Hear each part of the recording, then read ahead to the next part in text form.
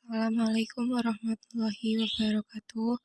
Kami dari kelompok 4, kelas 6 PGSDA 7, yang terdiri dari Devi Talusya Putri, Ahmad Daniel, dan Imam Saputra. Di sini kami akan menjelaskan mengenai penelitian korelasi atau correlation research. Nah, pembahasannya yaitu 1. Konsep penelitian korelasional, 2. Karakteristik penelitian korelasional, 3. Rancangan penelitian korelasional, 4. Desain dasar penelitian korelasional, 5. Macam-macam penelitian korelasional. Konsep penelitian korelasional. Di sini yang pertama yaitu pengertiannya. Penelitian korelasional juga disebut penelitian hubungan atau penelitian asosiatif. Penelitian korelasi adalah penelitian untuk mengetahui hubungan antara dua variabel atau lebih dengan mengukur koefisiensi atau signifikansi dengan menggunakan statistik. Senada dengan itu, menurut Guy dalam Soekardi 2008, penelitian korelasi adalah suatu penelitian yang melibatkan tindakan pengumpulan data guna menentukan apakah ada hubungan dan tingkat hubungan antara dua variabel atau lebih. Penelitian ini dilakukan ketika kita ingin mengetahui tentang ada tidaknya dan kuat lemahnya hubungan variabel yang terkait dengan suatu objek atau subjek yang diteliti. Adanya hubungan dan tingkat variabel ini penting, karena dengan mengetahui tingkat hubungan yang ada, peneliti akan dapat mengembangkan sesuai dengan tujuan penelitian. Nah, ada kelebihan dan kelemahan penelitian korelasional. Kelebihannya, 1. Kemampuannya untuk menyelidiki hubungan antara beberapa variabel secara bersama-sama atau simultan. 2. Penelitian korelasional dapat memberikan informasi tentang derajat atau kekuatan hubungan antara variabel-variabel yang diteliti. Kelemahannya di sini 1. Hasilnya cuma mengidentifikasi apa sejalan dengan apa, tidak mesti menunjukkan saling hubungan yang bersifat kausal. 2. Jika dibandingkan dengan penelitian eksperimental, penelitian korelasional ini kurang tertib atau ketat, karena kurang melakukan kontrol terhadap variabel-variabel bebas. 3. Pola saling hubungan itu sering tak menentu dan kabur. 4. Sering merangsang penggunaannya sebagai semacam shotgun approach, yaitu memasukkan beberapa data tanpa pilih-pilih dan menggunakan setiap interpretasi yang berguna atau bermakna. Karakteristik penelitian korelasional antara lain 1. Menghubungkan dua variabel atau lebih. 2. Besarnya hubungan didasarkan pada koefisien korelasi. 3. Dalam melihat hubungan tidak dilakukan manipulasi, sebagaimana dalam penelitian eksperimental. 4. Datanya bersifat kuantitatif. 5. Studi untuk mengetahui hubungan antara skor self-regulated learning atau cara mengatur belajar dengan prestasi belajar siswa. Studi memprediksi keberhasilan belajar mahasiswa. 6. Skor motivasi belajar. Rancangan penelitian korelasional. Penelitian korelasional mempunyai bermacam jenis rancangan, yaitu 1. Korelasi bivariat. Rancangan penelitian korelasi bivariat adalah suatu rancangan penelitian yang bertujuan untuk mendeskripsikan hubungan antara dua variabel. Hubungan antara dua variabel yang diukur. Hubungan tersebut mempunyai tingkatan dan arah.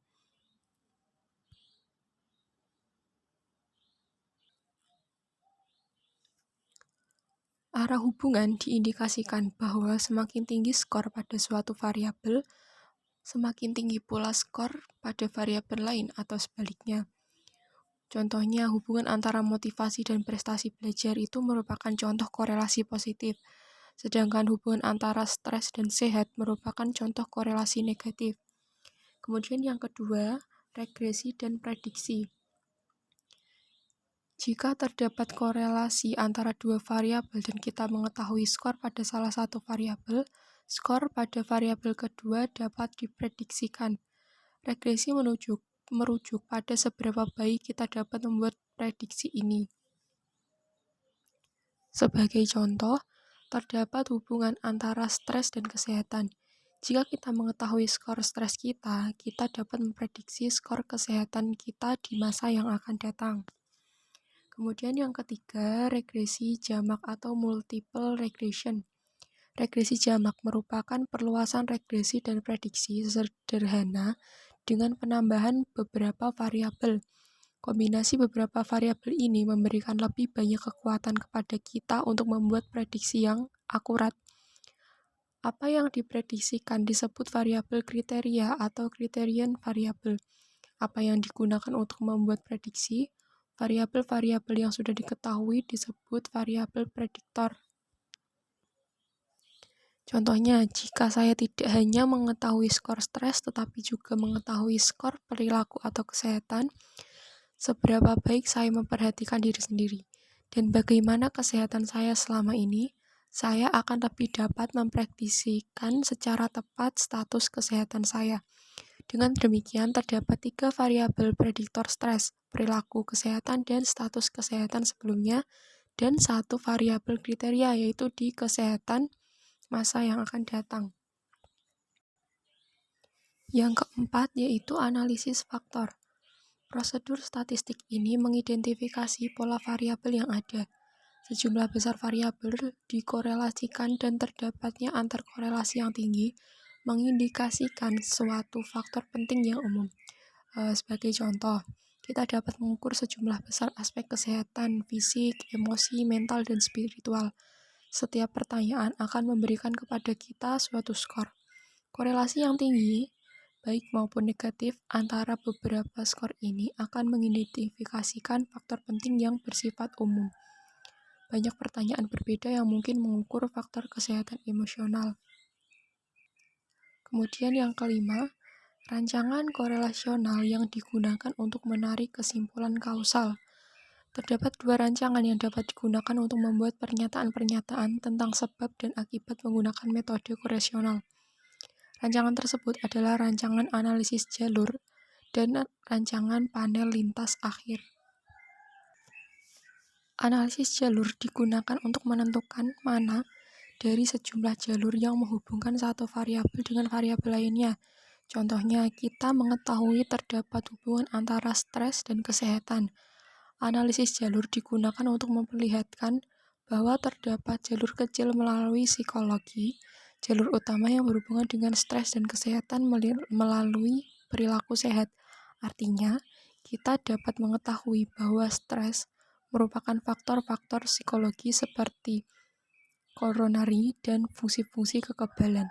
Dan kita juga mengetahui bahwa kita stres, kita menghentikan kehati-hatian terdapat di diri kita kurang tidur, kurang makan, gagal memperoleh latihan-latihan yang layak, dan seterusnya. Sedangkan desain panel lintas akhir mengukur 2 variabel pada di 2 titik sekaligus. Itu digunakan sebagai contoh untuk melihat bahwa menonton kekerasan di TV lebih mengarah pada kekerasan perilaku daripada cara lain. Kemudian yang terakhir, yang keenam, ada analisis sistem.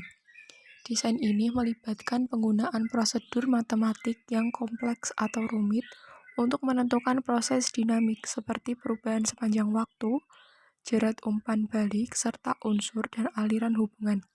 Contohnya, sistem analisis digunakan untuk menggambarkan atau membuat diagram perbedaan antara SD yang berhasil dan SD yang tidak berhasil. Beberapa unsur dari sistem ini adalah harapan guru terhadap performa siswa, usaha pengajaran, dan performa siswa. Masing-masing unsur ini saling mempengaruhi dan berubah sepanjang waktu. Desain dasar penelitian korelasional.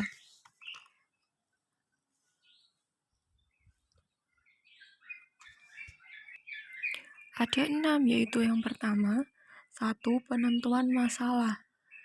Dewi dalam Syamsuddin dan Vismaya tahun 2009 menyatakan, masalah Dalam penelitian merupakan kesenjangan antara yang diharapkan dengan kenyataan yang ada atau sesuatu yang dijadikan target yang telah ditetapkan oleh peneliti, tetapi target tersebut tidak tercapai. Nah, dalam penelitian korelasional, masalah yang dipilih harus mempunyai nilai yang berarti dalam pola perilaku fenomena yang kompleks dan memerlukan pemahaman. Di samping itu, variabel yang berarti dalam pola perilaku fenomena juga variabel yang dimasukkan dalam penelitian harus didasarkan pada pertimbangan baik secara teoritis maupun nalar bahwa variabel tersebut mempunyai hubungan tertentu. Hal ini biasanya dapat diperoleh berdasarkan hasil penelitian sebelumnya. Yang kedua yaitu peninjauan masalah studi atau kepustakaan. Setelah penentuan masalah, kegiatan penelitian yang penting adalah studi kepustakaan yang menjadi dasar pijakan untuk memperoleh landasan teori, kerangka pikir, dan penentuan dugaan sementara, sehingga peneliti dapat mengerti, mengalokasikan, mengorganisasikan, dan menggunakan variasi pustaka dalam bidangnya.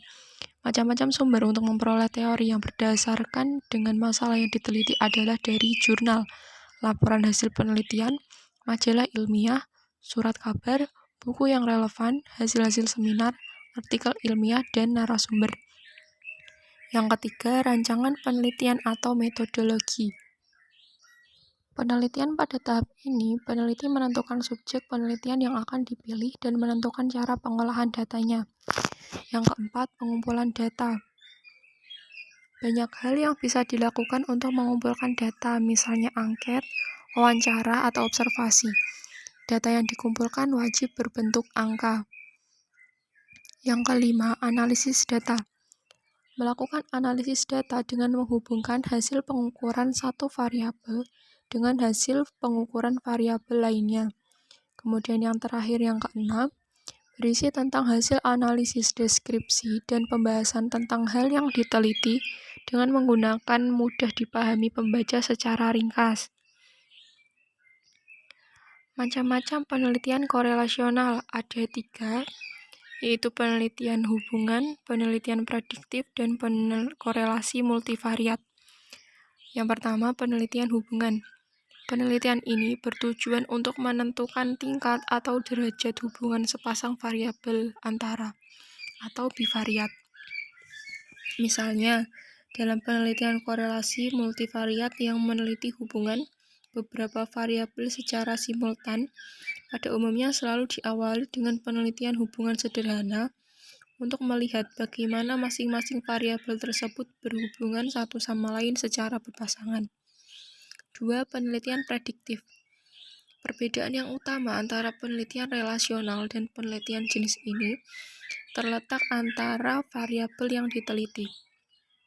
Dalam penelitian korelasional, peneliti berasumsi bahwa hubungan antara kedua variabel terjadi secara dua arah, atau dengan kata lain, ia hanya ingin menyelidiki apakah kedua variabel mempunyai hubungan tanpa mempunyai anggapan bahwa variabel yang muncul lebih awal dari yang lain. Oleh karena itu, kedua variabel biasanya diukur dalam waktu yang bersamaan. Sedangkan dalam penelitian prediktif, di samping ingin menyelidiki hubungan antara dua variabel, peneliti juga mempunyai anggapan bahwa salah satu variabel muncul lebih dahulu dari yang lain atau hubungan satu arah. Kemudian yang ketiga, korelasi multivariat. Teknik untuk mengukur dan menyelidiki tingkat hubungan antara kombinasi dari 3 variabel atau lebih disebut teknik korelasi multivariat. Ada beberapa teknik yang dapat digunakan. 2 di antaranya yang akan dibahas di sini adalah regresi ganda atau multiple regression dan Ada beberapa teknik yang dapat digunakan. 2 di antaranya yang akan dibahas di sini yaitu regresi ganda atau multiple regression dan korelasi kanonik. Terima kasih.